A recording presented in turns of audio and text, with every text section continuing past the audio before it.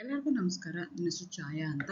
ಒಂದು ಕಾಲೇಜಲ್ಲಿ chemistry ಪ್ರೊಫೆಸರಾಗಿ work ಮಾಡ್ತಾ ಇದ್ದೀನಿ. ನನ್ನ ಇಂಟೆನ್ಷನ್ ಈ ಚಾನಲ್ನ ಸ್ಟಾರ್ಟ್ ಮಾಡೋದಕ್ಕೆ ಅಂದರೆ ಸಾಧ್ಯ ಆದಷ್ಟು ಕೆಮಿಸ್ಟ್ರಿ ರಿಲೇಟೆಡ್ ಟಾಪಿಕ್ನ ಸಿಂಪಲ್ ಆಗಿ ಕನ್ನಡದ ಹೇಳುವಂಥ ಪ್ರಯತ್ನ ಮಾಡ್ತೀನಿ. ಕೆಮಿಸ್ಟ್ರಿ ಇಷ್ಟ ಇಲ್ದಿರೋರಿಗೂ ಕೆಮಿಸ್ಟ್ರಿ ಕಡೆಗೆ ಸೆಳೆಯುವಂಥ ಪ್ರಯತ್ನ ನನ್ನ ಚಾನಲ್ ಮುಖಾಂತರ ಮಾಡ್ತಾ ಇದ್ದೀನಿ. ಸದ್ಯಕ್ಕೆ ನೀವೇನಾದರೂ ರಾಣಿ ಚೆನ್ನಮ್ಮ ಯೂನಿವರ್ಸಿಟಿನಲ್ಲಿ ಓದ್ತಾ ಇದ್ದೀರಾ, ಕೆಮಿಸ್ಟ್ರಿನ ಒನ್ ಆಫ್ ದಿ ಮೇಜರ್ ಸಬ್ಜೆಕ್ಟಾಗಿ ತೊಗೊಂಡಿದ್ದೀರಾ, 4th ಸೆಮ್ಮಲ್ಲಿ ಇದ್ದೀರಾ ಅಂತಂದರೆ ಅದರಲ್ಲಿ ಸೆಕೆಂಡ್ ಯೂನಿಟಲ್ಲಿ ಎಲೆಕ್ಟ್ರೋಕೆಮಿಸ್ಟ್ರಿ ಅಂತ ಬರುತ್ತೆ. ಸೊ ಎಲೆಕ್ಟ್ರೋಕೆಮಿಸ್ಟ್ರಿ ಅರ್ಥ ಆಗಬೇಕು ಅಂದರೆ ಕೆಲವೊಂದು ಬೇಸಿಕ್ ಟರ್ಮ್ಸ್ ನೀವು ಪ್ರೀವಿಯಸ್ ಕ್ಲಾಸ್ಗಳಲ್ಲಿ ಓದಿರುವಂಥದ್ದಾಗಿರ್ಬೋದು, ಅಥವಾ ಅದು ಈ ಟರ್ಮ್ಸ್ಗಳೆಲ್ಲ ನಿಮಗೆ ಗೊತ್ತಿದ್ರೆ ಮಾತ್ರ ಎಲೆಕ್ಟ್ರೋಕೆಮಿಸ್ಟ್ರಿ ನಿಮ್ಗೆ ಅರ್ಥ ಆಗೋಕ್ಕೆ ಸಾಧ್ಯ ಆಗುತ್ತೆ. ಕಂಡಕ್ಟೆನ್ಸ್ ಅಂದ್ರೇನು, ರೆಸಿಸ್ಟೆನ್ಸ್ ಅಂದ್ರೇನು, ಅದೇ ಥರ ವೀಕ್ ಎಲೆಕ್ಟ್ರೋಲೈಟು, ಸ್ಟ್ರಾಂಗ್ ಎಲೆಕ್ಟ್ರೋಲೈಟ್ ಅಂತಂದ್ರೇನು, ಹೇಗೆ ಡಿಸೋಸಿಯೇಟ್ ಆಗುತ್ತೆ, ಈ ಥರದ್ದು ವೆರಿ ಬೇಸಿಕ್ ಟರ್ಮ್ಸ್ ನಿಮಗೆ ಗೊತ್ತಿರಬೇಕು ಈ ಚಾಪ್ಟರ್ನ ನಿಮಗೆ ಅರ್ಥ ಮಾಡ್ಕೋಬೇಕು ಅಂತ. ಹಾಗಾಗಿ ಆ ಟರ್ಮ್ಸ್ ಏನಿದೆಯಲ್ಲ, ವೆರಿ ಬೇಸಿಕ್ಸ್ ಆಫ್ ಎಲೆಕ್ಟ್ರೋಕೆಮಿಸ್ಟ್ರಿ ಏನಿದೆಯಲ್ಲ, ಅದನ್ನು ಇವತ್ತು ನಾನು ಅಪ್ಲೋಡ್ ಮಾಡೋಣ ಅಂತ ಅಂದ್ಕೊಳ್ತಾ ಇದ್ದೀನಿ. Again welcome to Chemchaya. ನನ್ನ ಚಾನಲ್ನ ಸಬ್ಸ್ಕ್ರೈಬ್ ಮಾಡಿ, ಶೇರ್ ಮಾಡಿ, ಸಪೋರ್ಟ್ ಮಾಡಿ, ಶೇರ್ ಮಾಡಿ.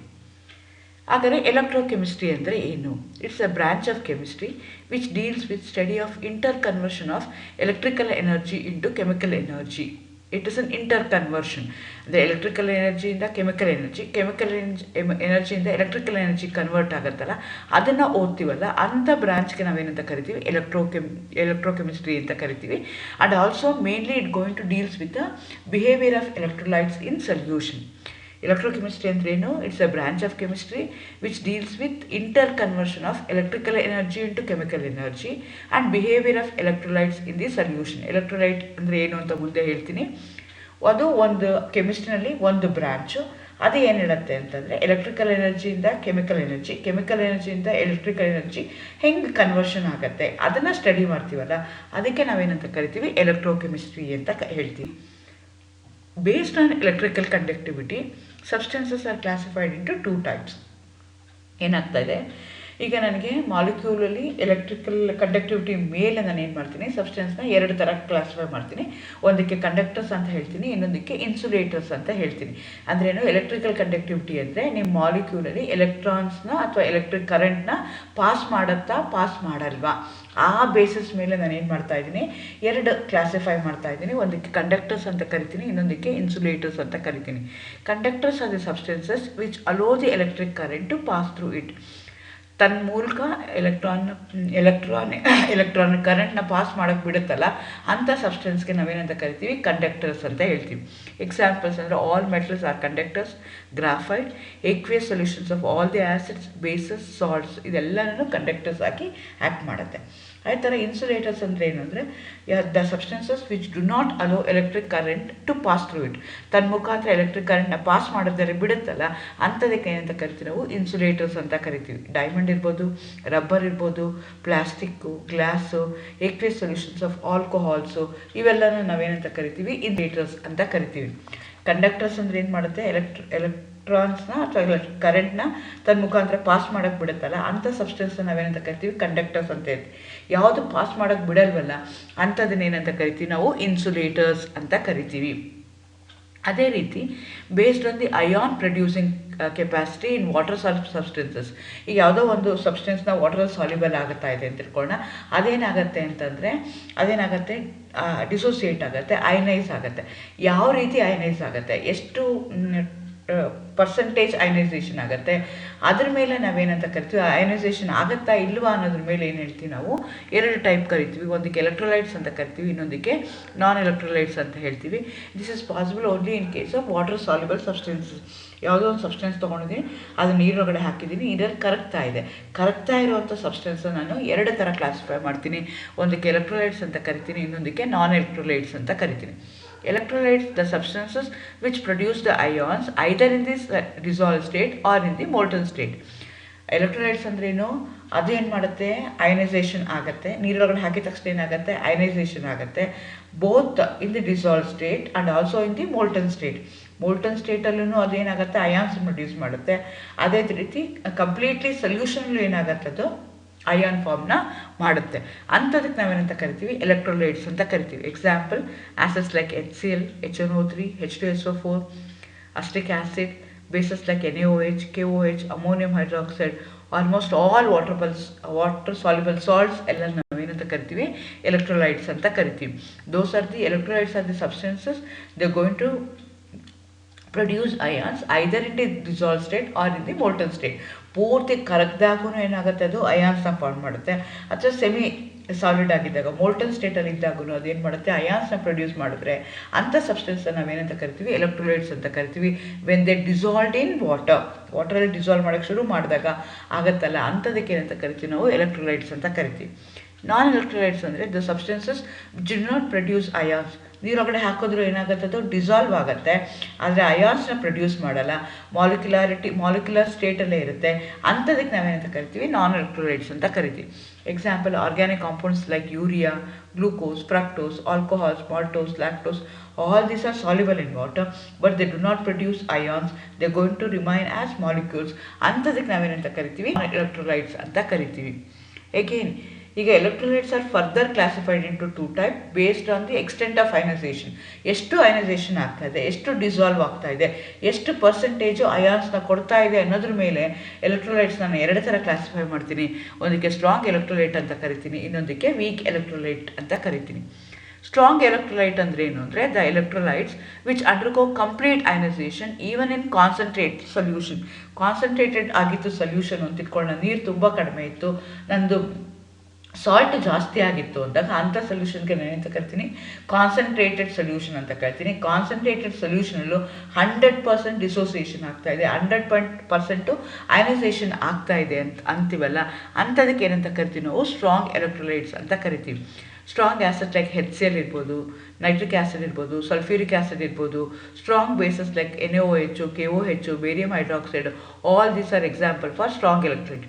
And a salt like NaCl, NaNO3, ammonium, sodium nitrate, ammonium nitrate, ಇದೆಲ್ಲನೂ ಎಕ್ಸಾಂಪಲ್ಸ್. ವೀಕ್ ಎಲೆಕ್ಟ್ರೋಲೈಟ್ ಅಂದರೆ they going to give the ions in solution either in the molten state or in the complete dissolved state or in solution, but they do not undergo complete ionization. partially ಆಗುತ್ತಲ್ಲ ಅಂಥದಕ್ಕೆ ನಾವೇನಂತ ಕರಿತೀವಿ weak electrolytes ಅಂತ ಕರಿತೀವಿ. Acetic acid ಇರ್ಬೋದು, formic acid ಇರ್ಬೋದು, all organic acids ಇರ್ಬೋದು. Bases ಅಂದರೆ ammonium hydroxide ಇರ್ಬೋದು, ಅಲ್ಯೂಮಿನಿಯಂ ಹೈಡ್ರಾಕ್ಸೈಡ್ ಇರ್ಬೋದು, ಜಿಂಕ್ ಹೈಡ್ರಾಕ್ಸೈಡ್ ಇರ್ಬೋದು. ಇವೆಲ್ಲ ಏನಾಗುತ್ತೆ ಅಯನೈಸೇಷನ್ ಆಗುತ್ತೆ but not 100%. They undergo partial ionisation. ಹಾಗಾಗಿ ಅವನೇನಂತ ಕರಿತೀವಿ ನಾವು ವೀಕ್ ಎಲೆಕ್ಟ್ರೋಲೈಟ್ ಅಂತ ಕರಿತೀವಿ. For a strong electrolyte degree of dissociation is almost equal to 1. ಅಂದ್ರೇನು 100% ಅದೇನಾಗುತ್ತೆ ಅಯನೈಸೇಷನ್ ಆಗುತ್ತೆ, ಹಾಗಾಗಿ ಡಿಗ್ರಿ ಆಫ್ ಡಿಸೋಸಿಯೇಷನ್ ಏನಾಗುತ್ತೆ 1 ಅಂತ ಹೇಳ್ತೀವಿ. ಅದೇ ಥರ ವೀಕ್ ಎಲೆಕ್ಟ್ರೋಲೈಟ್ ತೊಗೊಂಡ್ರೆ it will be less than 1. So ನಾನು ಏನು ಮಾಡ್ತೀನಿ ಡಿಗ್ರಿ ಆಫ್ ಡಿಸೋಸಿಯೇಷನ್ ಕ್ಯಾಲ್ಕುಲೇಟ್ ಮಾಡ್ತೀನಿ. Theoretically and also experimentally I can find out. Experimentally find out ಮಾಡಿ ಸ್ಟ್ರಾಂಗ್ ಎಲೆಕ್ಟ್ರೋಲೈಟ್ ವೀಕ್ ಎಲೆಕ್ಟ್ರೋಲೈಟ್ ಅಂತ ನಾನು ಕ್ಲಾಸಿಫೈ ಮಾಡ್ಬೋದು. If the degree of dissociation alpha ಅಂತ ಕರಿತೀವಿ, it is equal to 1 strong ಅಂತ ಹೇಳ್ತೀವಿ. If it is less than 1 then I am going to call that as a weak electrolyte. Again, solution of a weak electrolyte exists in a dynamic equilibrium between ions and molecules. 100% ionization ಆಗ್ತಾ ಇದ್ದಾಗ ಅದೇನಾಗುತ್ತೆ ಅಂದರೆ it will be in a dynamic equilibrium. ಅಂದರೆ ಅರ್ಧ portion ions ಆಗಿರುತ್ತೆ, ಅರ್ಧ portions molecules ಆಗಿರುತ್ತೆ. Very strong electrolyte ತೊಗೊಂಡ್ರೆ ಕಂಪ್ಲೀಟ್ಲಿ ಏನಾಗುತ್ತದು ಎಲ್ಲನೂ ಅಯಾನ್ಸ್ ಆಗಿ ಕನ್ವರ್ಟ್ ಆಗಿಬಿಟ್ಟಿರುತ್ತೆ. ವೀಕ್ ಎಲೆಕ್ಟ್ರೋಲೈಟ್ ತೊಗೊಂಡ್ರೆ there will be dynamic equilibrium between the ions and the molecules. Ions ಇರುತ್ತೆ, ಜೊತೆಗೆ ಮಾಲಿಕ್ಯೂಲ್ಸ್ ಇರುತ್ತೆ, ಅವೆರಡರ ಮಧ್ಯೆ ಡೈನಾಮಿಕ್ ಈಕ್ವಿಲಿಬ್ರಿಯಂ ಇರುತ್ತೆ. Okay, if that is the case ನನಗೀಗ ಏನಾಯಿತು ಎಲೆಕ್ಟ್ರೋಲೈಟ್ ಅಂದರೆ ಗೊತ್ತಾಯಿತು, ನಾನ್ ಎಲೆಕ್ಟ್ರೋಲೈಟ್ ಅಂದರೆ ಗೊತ್ತಾಯಿತು, ವೀಕ್ ಎಲೆಕ್ಟ್ರೋಲೈಟು ಸ್ಟ್ರಾಂಗ್ ಎಲೆಕ್ಟ್ರೋಲೈಟ್ ಅಂದರೆ ಏನು ಅಂತ ಗೊತ್ತಾಯಿತು. So another term generally they are going to use in electrochemistry is resistance. It is an opposition offered by a conductor to flow the charges through it. ಈಗ ಏನು ಮಾಡ್ತೀವಿ conductor ಅಂತ ಕರಿತೀವಿ. Conductor is a substance which allows the current to pass through it. ಅಂಥದಕ್ಕೆ ಏನಂತ ಕರಿತೀವಿ ನಾವು conductors ಅಂತ ಕರಿತೀವಿ. ಸೊ ಅದೇನಾಗುತ್ತೆ ಅಂದರೆ ಕೆಲವೊಂದು ಸಲ ಏನಾಗುತ್ತೆ ಅಂದರೆ ಕೆಲವೊಂದು ಫೋರ್ಸ್ ಏನು ಮಾಡುತ್ತೆ ಅಂದರೆ ಇಟ್ ಗೋಯಿಂಗ್ ಟು ಅಪೋಸ್. ಯಾವುದೋ ಒಂದು ಕರೆಂಟ್ ಪಾಸ್ ಆಗ್ತಾ ಇದೆ ಆ ಸಬ್ಸ್ಟೆನ್ಸಲ್ಲಿ ಅಂತ ಹೋದಾಗ ಅದೇನಾಗುತ್ತೆ opposition offered by a conductor. ಆ ಸಬ್ಸ್ಟೆನ್ಸ್ ಏನು ಮಾಡುತ್ತೆ ಅಪೋಸಿಷನ್ನ ಕೊಡುತ್ತೆ, ಅದು ಹಲೋ ಮಾಡೋದಕ್ಕೆ ಬಿಡೋದಿಲ್ಲ. ಅಂಥದಕ್ಕೆ ಏನಂತ ಕರಿತೀವಿ ನಾವು ರೆಸಿಸ್ಟೆನ್ಸ್ ಅಂತ ಕರಿತೀವಿ. It is an opposition offered by a conductor to flow of charges through it. ಯಾವುದೋ ಒಂದು ಸಬ್ಸ್ಟೆನ್ಸ್ ಇದೆ, ಆ ಸಬ್ಸ್ಟೆನ್ಸ್ಗೆ ಕರೆಂಟ್ನ ಪಾಸ್ ಮಾಡಿದಾಗ ಆ ಸಬ್ಸ್ಟೆನ್ಸ್ ಏನು ಮಾಡುತ್ತೆ ಕರೆಂಟ್ ಪಾಸ್ ಆಗೋದಕ್ಕೆ ಬಿಡೋದಿಲ್ಲ, ರೆಸಿಸ್ಟೆನ್ಸ್ ತೋರಿಸುತ್ತೆ, ಅಪೋಸಿಷನ್ ತೋರಿಸುತ್ತೆ. ಆ ಫೋರ್ಸ್ಗೆ ನಾವೇನಂತ ಕರಿತೀವಿ ಅಥವಾ ಆ ಪ್ರಾಪರ್ಟಿಗೆ ಏನಂತ ಕರಿತೀವಿ ನಾವು ರೆಸಿಸ್ಟೆನ್ಸ್ ಅಂತ ಕರಿತೀವಿ. It is denoted by R. Unit ಏನು ಅಂದರೆ ಓಮ್ ಅಂತ ಹೇಳ್ತೀವಿ, ಡಿನೋಟೆಡ್ ಬೈ ಆ ಸಿಂಬಲಿಂದ ಆ ಸಿಂಬಲಿಂದ ನಾನು ಡಿನೋಟ್ ಮಾಡ್ತೀವಿ. Resistance offered by a conductor is directly proportional to the length of the conductor. So ನನಗೆ ಯಾವುದೋ ಒಂದು ಸಬ್ಸ್ಟೆನ್ಸ್ ಇದೆ, ಅದರದ್ದು ಲೆಂತ್ ಎಷ್ಟಿದೆಯಲ್ಲ ಅದ್ರ ಮೇಲೆ ನನಗೆ ಡೈರೆಕ್ಟಾಗಿ ಅದು ಲೆಂತ್ ಜಾಸ್ತಿ ಇತ್ತು ಅಂದರೆ ರೆಸಿಸ್ಟೆನ್ಸ್ ಬರುವಂಥದ್ದು ಜಾಸ್ತಿ ಆಗುತ್ತೆ, ಲೆಂತ್ ಕಡಿಮೆ ಇತ್ತು ಅಂತಂದರೆ ರೆಸಿಸ್ಟೆನ್ಸ್ ಬರುವಂಥದ್ದು ಕಡಿಮೆ ಇರುತ್ತೆ. Directly proportional to the length of the conductor, ಎಷ್ಟು ಉದ್ದ ಇದೆ ಲೆಂತ್ ಆಫ್ ದಿ ಕಂಡಕ್ಟರ್ ಮೇಲೆ ಡಿಪೆಂಡ್ ಆಗುತ್ತೆ. And inversely proportional to the area of the conductor, ಅದರದ್ದು ಏರಿಯಾ ಏನಿದೆಯಲ್ಲ ಅದಕ್ಕೆ ಇನ್ವರ್ಸ್ಲಿ ಪ್ರಪೋರ್ಷನಲ್ ಆಗಿರುತ್ತೆ. So that means R is directly proportional to L by A ಅಂತ ಹೇಳ್ಬೋದು. R is equal to rho L by A ಅಂತ ಕರಿತೀವಿ. Rho is A constant ಅಂತ ಕರಿತೀವಿ. ಆ ಕಾನ್ಸ್ಟೆಂಟ್ಗೆ ಸ್ಪೆಸಿಫಿಕ್ ಟರ್ಮ್ ಇದೆ, ಅದಕ್ಕೆ specific resistivity of A conductor ಅಂತ ಹೇಳ್ತೇವೆ.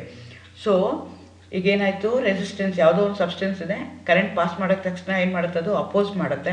ಹೆಂಗೆ ಅಪೋಸ್ ಮಾಡುತ್ತೆ ಅಂತಂದರೆ the opposition is depends upon two factor, length of the conductor, area of the conductor. Directly length of the conductor ಮೇಲೆ ಡಿಪೆಂಡ್ ಆಗುತ್ತೆ, inversely area of the conductor ಮೇಲೆ depend ಆಗುತ್ತೆ. So R is directly proportional to L by A. Therefore R is equal to R ಏನಂತಾರೆ proportional sign ತೆಗೆದು ಅಲ್ಲಿ equals ಹಾಕೊಂಡಾಗ ನಾನು ಕಾನ್ಸ್ಟೆಂಟ್ನ introduce ಮಾಡಬೇಕು. ಆ ಕಾನ್ಸ್ಟೆಂಟ್ಗೆ ನಾನು ಏನಂತ ಕರಿತೀನಿ, ಸ್ಪೆಸಿಫಿಕ್ ರೆಸಿಸ್ಟಿವಿಟಿ ಅಂತ ಕರಿತೀನಿ, ರೋ ಅಂತ ಹೇಳ್ತೀವಿ. ಸೊ ಈಗ ಅದೇ ಕೇಸ್ನ ತೊಗೊಳ್ಳೋಣ. When L is equal to 1, ನನಗೇನಾಗ್ತದೆ, ಲೆಂತ್ ಆಫ್ ದಿ ಕಂಡಕ್ಟರ್ ಏನಿದೆ 1 ಮೀಟರ್ ಇದೆ ಅಂತ ಇಟ್ಕೊಳ್ಳೋಣ, area of the conductor 1 metre squared ಇದೆ ಅಂತ ಇಟ್ಕೊಳ್ಳೋಣ. ಆವಾಗ R is equal to, that is resistance is equal to specific resistivity ಆಗುತ್ತೆ. So specific resistivity can be defined as resistance offered by a conductor of an unit length and unit area of the cross section. ಅಂದರೆ ಏನಾಗ್ತಾ ಇದೆ, ನನಗೆ resistance ಯಾವ್ದು ಮೇಲೆ depend ಆಗ್ತಾ ಇದೆ, 2 parameter ಮೇಲೆ ಡಿಪೆಂಡ್ ಆಗ್ತದೆ, ಲೆಂತು ಮತ್ತು ಏರಿಯಾ. ಲೆಂತು 1 ಯೂನಿಟ್ ಇತ್ತು, ಏರಿಯಾನು 1 ಯೂನಿಟ್ ಏರಿಯಾ ಇತ್ತು ಅಂತಂದರೆ ಆವಾಗ ಏನಾಗುತ್ತೆ ಅಂದರೆ ಸ್ಪೆಸಿಫಿಕ್ ರೆಸಿಸ್ಟೆನ್ಸ್ ಏನಾಗುತ್ತೆ, ಆ ರೆಸಿಸ್ಟೆನ್ಸ್ಗೆ ನಾವೇನಂತ ಕರಿತೀವಿ, specific resistance offered by a conductor of 1 unit length and 1 unit area of the cross section ಇದ್ದಾಗ ಅದನ್ನೇನಂತ ಕರಿತೀವಿ, ಸ್ಪೆಸಿಫಿಕ್ ರೆಸಿಸ್ಟಿವಿಟಿ ಅಂತ ಕರಿತೀನಿ. ರೆಸಿಸ್ಟೆನ್ಸ್ ಅಂತ ಒಂದು ಪದ ಯೂಸ್ ಮಾಡ್ದಂಗೆ ಇನ್ನೊಂದು ಪದ ಎಕ್ಸಾಕ್ಟ್ಲಿ ಅದಕ್ಕೆ ಆಪೋಸಿಟ್ ಆಗಿರೋದಕ್ಕೆ ಇನ್ನೊಂದು ಪದ ಉಪಯೋಗಿಸ್ ಮಾಡ್ತೀವಿ, ಕಂಡಕ್ಟಿವಿಟಿ ಅಂತೀವಿ ಅಥವಾ ಕಂಡಕ್ಟೆನ್ಸ್ ಅಂತ ವರ್ಡ್ನ ಯೂಸ್ ಮಾಡ್ತೀವಿ. Conductance of a substance or conductivity of a substance, it's an ability of a substance to conduct the electricity. It's an ability of particular substance to allow the electricity ಎಷ್ಟು flow ಆಗುತ್ತಲ್ಲ, ಅಲ್ಲಿ resistance ಏನು ಮಾಡುತ್ತೋ ಆ substance opposition ಕೊಡ್ತಿತ್ತು, ಇಲ್ಲ opposition ಇಲ್ಲ, ಹೋಗೋಕ್ಕೆ ತಾನೇ ಪಾತ್ನ ಮಾಡಿಕೊಡುತ್ತಲ್ಲ, ಅಂಥ ಸಬ್ಸ್ಟೆನ್ಸಸ್ಗೆ ಅಥವಾ ಅಂಥ ಎಬಿಲಿಟಿಗೆ, ಅಂಥ ಪ್ರಾಪರ್ಟಿಗೆ ನಾನು ಏನಂತ ಕರಿತೀನಿ, ಕಂಡಕ್ಟಿವಿಟಿ ಅಂತ ಕರಿತೀನಿ ಅಥವಾ ಕಂಡಕ್ಟೆನ್ಸ್ ಅಂತ ಕರಿತೀನಿ.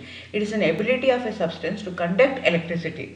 Conductance is reciprocal of resistance. As I already told you, exactly ಅದಕ್ಕೆ opposite C is equal to 1/R ಅಂತ ಹೇಳ್ತೀವಿ. ಇದಕ್ಕೆ ಯೂನಿಟ್ ಏನಿದೆ ಅಂದರೆ, ಅದಕ್ಕೆ ನಾನು ಏನಿದೆ, ರೆಸಿಸ್ಟೆನ್ಸ್ಗೆ ಯೂನಿಟ್ ಏನಿದೆ, ಸೈಮನ್ ಇದು ಓಮ್ ಇನ್ವರ್ಸ್ ಓಮ್ ಇದೆ, ಇದು 1/R ಇದಕ್ಕೋಸ್ಕರ ಓಮ್ ಅಂತ ಹೇಳ್ತೀವಿ ಅಥವಾ ಮೋಮ್ ಅಂತ ಕರಿತೀವಿ. ಅಥವಾ SI ಯೂನಿಟಲ್ಲಿ ಅದಕ್ಕೆ ಸೈಮನ್ ಅಂತ ಸೈಮನ್ ಯೂನಿಟ್ನ ಯೂಸ್ ಮಾಡ್ತಾರೆ. ಸೊ ಸ್ಪೆಸಿಫಿಕ್ ಕಂಡಕ್ಟಿವಿಟಿ, ಕಂಡಕ್ಟಿವಿಟಿ ಅಂದರೆ ಏನು ಅಂತ ಗೊತ್ತಾಯಿತು ನನಗೆ. ಈಗ ಸ್ಪೆಸಿಫಿಕ್ ಕಂಡಕ್ಟಿವಿಟಿ ಅಂದರೆ ಏನು ಅಂತ ನಾನು ನೋಡ್ಕೋಬೇಕು. The conductivity due to all the ions present in 1 cm³ of an electrolyte of a solution is called as specific conductivity, is denoted by K, kappa ಅಂತ ಕರೀತಾರೆ. Specific conductivity is a reciprocal to specific resistivity. So ನನಗೀಗ ಏನಾಗ್ತಾ ಇದೆ, ಕಂಡಕ್ಟಿವಿಟಿಗೆ ರೆಸಿಸ್ಟೆನ್ಸ್ಗೆ ಏನು ಸಂಬಂಧ ಇದೆಯಲ್ಲ, ಅದೇ ರೀತಿ ರಿಲೇಷನ್ಶಿಪ್ಪು ಸ್ಪೆಸಿಫಿಕ್ ಕಂಡಕ್ಟಿವಿಟಿಗೆ ಸ್ಪೆಸಿಫಿಕ್ ರೆಸಿಸ್ಟೆನ್ಸ್ಗಿದೆ. So specific resistance is reciprocal of specific conductivity, or K is specific conductivity is a reciprocal of specific resistivity. So K is equal to 1/ρ, which is equal to L by A by 1/R. Because ನನಗೆ rho ಅಂದರೆ ಏನು ಅಂತ ಹಿಂದಿನ ಇದರಲ್ಲಿ ಹೇಳಿದ್ದೀನಿ ನಾನು. ಆವಾಗ ಏನಾಗುತ್ತೆ, 1/ρ is nothing but resistivity L/AR ಅಂತ ತಗೊಳ್ತೀನಿ.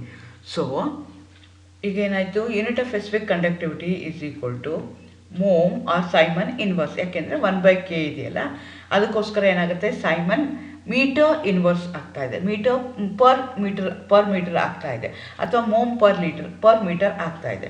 ಏಕೆಂದ್ರೆ ಇಲ್ಲೂ ನಾನು ಏನು ಮಾಡ್ತೀನಿ, L is equal to 1 ಅಂತ ಕನ್ಸಿಡರ್ ಮಾಡ್ತೀನಿ, A is equal to 1 metre cube ಅಂತ ತೊಗೊಂಡ್ರೆ ಆವಾಗ K is equal to 1/R ಆಗುತ್ತೆ, which is nothing but C. ಆವಾಗ K is equal to C ಆಗುತ್ತೆ. ಸೊ ಅದಕ್ಕೆ ನಾನು ಅಂತ ಕರಿತೀನಿ ಸ್ಪೆಸಿಫಿಕ್ ಕಂಡಕ್ಟಿವಿಟಿ ಅಂತ ಹೇಳ್ತೀನಿ. Specific conductivity is defined as conductivity of a material of unit length and unit cross section. So specific conductivity and it's a property, it's a unique property of a particular substance which allows the electricity or pass through it through unit length and unit area of the cross section. ಆಮೇಲೆ ಅದನ್ನು ನಾನು ಹೇಳ್ತಾ ಹೋಗ್ತೀನಿ. ಅಥವಾ K is equal to 1 by rho or which is equal to L by A into R 1 by R ಆಗುತ್ತೆ. So where L by A cell constant ಅಂತ ಕರಿತೀವಿ, 1 by R ನಾನು ಏನಂತ ಕರಿತೀನಿ, ಸಿ ಅಂತ ಕರಿತೀನಿ, ಕಂಡಕ್ಟಿವಿಟಿ ಅಂತ ಕರಿತೀನಿ. Therefore specific conductivity kappa is equal to cell constant into conductance. ಆ ಫಾರ್ಮುಲಾ ಯೂಸ್ ಮಾಡ್ಕೊಂಡು ನಾನು ಕ್ಯಾಲ್ಕುಲೇಟ್ ಮಾಡಬೇಕಾಗತ್ತೆ. With the increase in dilution, the specific conductivity of an electrolyte solution decreases.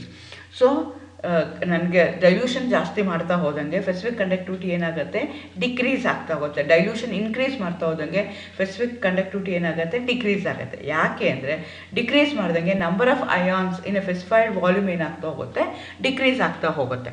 Again, with increase in temperature, specific conductivity increases due to increase in our mobility of the ions. Temperature increase ಮಾಡಿದ ತಕ್ಷಣ ions mobility ಏನಾಗುತ್ತೆ, fast ಆಗುತ್ತೆ. ಹಂಗಾಗಿ ಏನಾಗುತ್ತೆ, conductivity increase ಆಗುತ್ತೆ. So specific conductivity depends upon 2 parameter. Dilution ಆದರೆ ಏನಾಗುತ್ತೆ, specific ಕಂಡಕ್ಟೆನ್ಸು decrease ಆಗುತ್ತೆ. ಟೆಂಪ್ರೇಚರ್ ಇನ್ಕ್ರೀಸ್ ಮಾಡ್ದಂಗೆ, ಇನ್ಕ್ರೀಸ್ ಇನ್ ಡೈಲ್ಯೂಷನ್ ಮಾಡಿದ್ರೆ ಸ್ಪೆಸಿಫಿಕ್ ಕಂಡಕ್ಟಿವಿಟಿ ಡಿಕ್ರೀಸ್ ಆಗುತ್ತೆ. ಟೆಂಪ್ರೇಚರ್ ಇನ್ಕ್ರೀಸ್ ಮಾಡಿದ್ರೆ ಸ್ಪೆಸಿಫಿಕ್ ಕಂಡಕ್ಟಿವಿಟಿನೂ ಇನ್ಕ್ರೀಸ್ ಆಗ್ತಾ ಹೋಗುತ್ತೆ.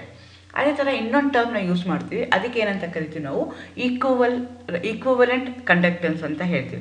ಇಟ್ ಈಸ್ ಡಿಫೈನ್ಡ್ ಆಸ್, ಯಾಕಂದರೆ ಇದನ್ನು ಬೇರೆ ಬೇರೆ ಯೂನಿಟಲ್ಲಿ ಎಕ್ಸ್ಪ್ರೆಸ್ ಮಾಡಿದಾಗ ಹೇಗಾಗುತ್ತೆ ಅಂತ ತಿಳ್ಕೊಳ್ಳೋದಕ್ಕೋಸ್ಕರ, conductance due to all the ion present in a solution containing 1 gram equivalent weight of an electrolyte. So ನಾನು 1 gram equivalent weight of an ಎಲೆಕ್ಟ್ರೋಲೈಟ್ನ ತೊಗೊಂಡು ಅದರದ್ದು ಕಂಡಕ್ಟೆನ್ಸು ಏನಾಗ್ತಾ ಇದೆ ಅಂತ ನಾನು ಅನಲೈಸ್ ಮಾಡ್ತೀನಲ್ಲ, ಅದಕ್ಕೇನಂತ ಕರಿತೀನಿ ನಾನು, ಈಕ್ವಲೆಂಟ್ ಕಂಡಕ್ಟೆನ್ಸ್ ಅಂತ ಕರಿತೀನಿ. ಅದನ್ನು ಲ್ಯಾಂಬ್ಡಾ ಇಂದ ನಾನು ಮೆನ್ಷನ್ ಮಾಡ್ತೀನಿ. Unit for equivalent conductance is siemens per metre square per gram per mole ಅಂತ ನಾನು ಹೇಳ್ತೀನಿ. So lambda is equal to K into volume. So ಎಷ್ಟು ವಾಲ್ಯೂಮಲ್ಲಿ ನನಗೆ ಸ್ಪೆಸಿಫಿಕ್ ಕಂಡಕ್ಟೆನ್ಸ್ ಇದೆ ಅಂತ ಕಂಡುಹಿಡಿತೀನಲ್ಲ, ಅದಕ್ಕೆ ನಾನು ಏನಂತ ಕರಿತೀನಿ, ಈಕ್ವಲೆಂಟ್ ಕಂಡಕ್ಟೆನ್ಸ್ ಅಂತ ಕರಿತೀನಿ. ಅದೇ ರೀತಿ ಇನ್ನೊಂದು ಯೂನಿಟ್ನ ಯೂಸ್ ಮಾಡ್ತೀನಿ ಅಥವಾ ಇನ್ನೊಂದು ಟರ್ಮ್ನ ಯೂಸ್ ಮಾಡ್ತೀನಿ, that is called as molar conductance.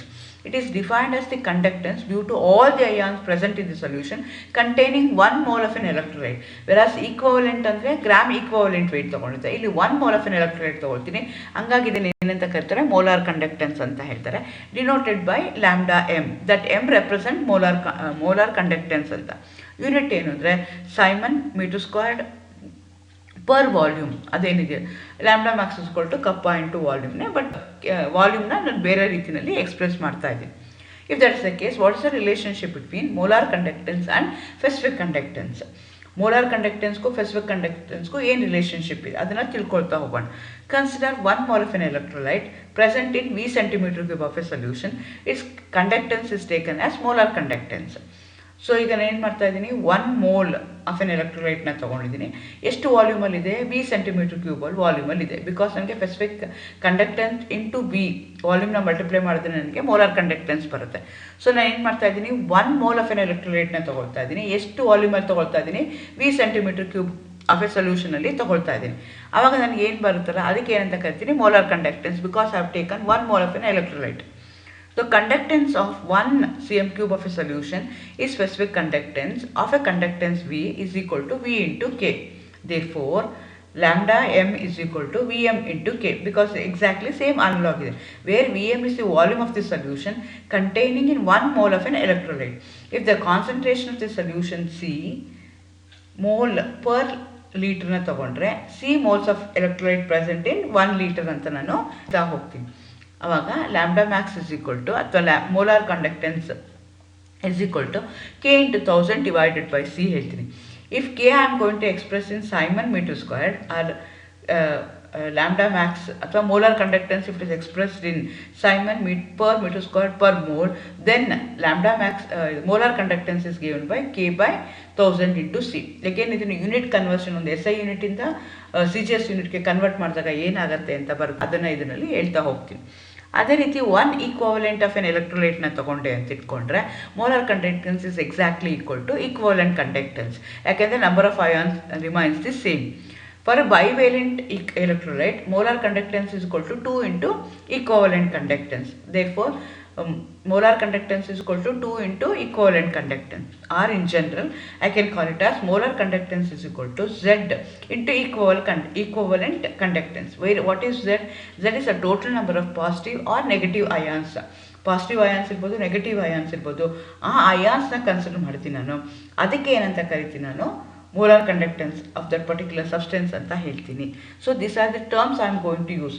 Conductance ಅಂದ್ರೇನು, ಈಕ್ವಾಲೆಂಟ್ ಕಂಡಕ್ಟೆನ್ಸ್ ಅಂದ್ರೇನು, ಮೋಲಾರ್ ಕಂಡಕ್ಟೆನ್ಸ್ ಅಂದ್ರೇನು, ಸ್ಪೆಸಿಫಿಕ್ ರೆಸಿಸ್ಟೆನ್ಸ್ ಅಂದ್ರೇನು, ಸ್ಪೆಸಿಫಿಕ್ ರೆಸಿಸ್ಟೆನ್ಸ್ ಅಂದ್ರೇನು, ಮೋಲಾರ್ ರೆಸಿಸ್ಟೆನ್ಸ್ ಅಂದ್ರೇನು, ಇದೆಲ್ಲ ನನಗೆ ಟರ್ಮ್ಸ್ ಗೊತ್ತಿದ್ರೆ ಮುಂದೆ ನನಗೆ ಇದನ್ನೆಲ್ಲ ಅರ್ಥ ಮಾಡ್ಕೊಳ್ಳೋಕ್ಕೆ ಈಸಿ ಆಗುತ್ತೆ. Thank you.